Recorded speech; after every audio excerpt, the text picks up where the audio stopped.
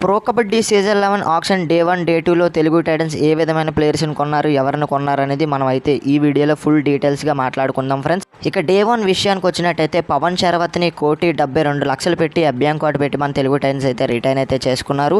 And మనకి తర్వాత క్రిషన్ దుల్ లాంటి డిఫెండర్ని అయితే 70,00,000 పెట్టి కొనుగోలు అయితే చేసింది ఈ సీజన్లో మన తెలుగు టైటన్స్ అయితే. అండ్ తర్వాత విజయ్ మాలిక్ని అయితే బేస్ ప్రైజ్కి అయితే కొనుగోలు చేసింది ఈ ఆల్రౌండర్ని అయితే. దాంతో మనకి డే 1 ఆక్షన్ మిగిసిపోయింది. ముగ్గురిని అయితే కొనుగోలు చేసింది తెలుగు టైటన్స్ అయితే డే 1 ఆక్షన్లో. అండ్ డే 2 ఆక్షన్లో ఇప్పుడు చూసుకున్నట్లయితే మంజిత్ లాంటి రైడర్ని 27,00,000 పెట్టి అయితే కొనుగోలు చేసింది. మంజిత్ అయితే దబాంగ్ ఢిల్లీలో ఏ విధమైన పర్ఫార్మెన్స్ ఇచ్చాడో మీ అందరికీ తెలిసిందే. అండ్ తర్వాత సుందర్ అనే యంగ్ రైడర్ని మనకి తెలుగు టైటన్స్ అయితే కొనుగోలు చేసింది 13,00,000 పెట్టి.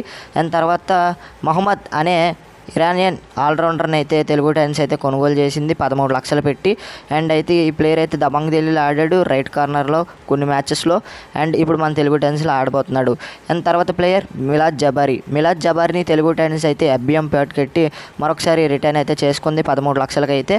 అండ్ ఇప్పుడు వరకు వచ్చిన ఇన్ఫర్మేషన్ ప్రకారం డే 2లో వీళ్ళని తెలుగు టైటన్స్ అయితే కొనుగోలు చేసింది ఫ్రెండ్. డే 1 డే 2లో ఈ ప్లేయర్స్ని అయితే తెలుగు టైటన్స్ అయితే కొనుగోలు చేసింది.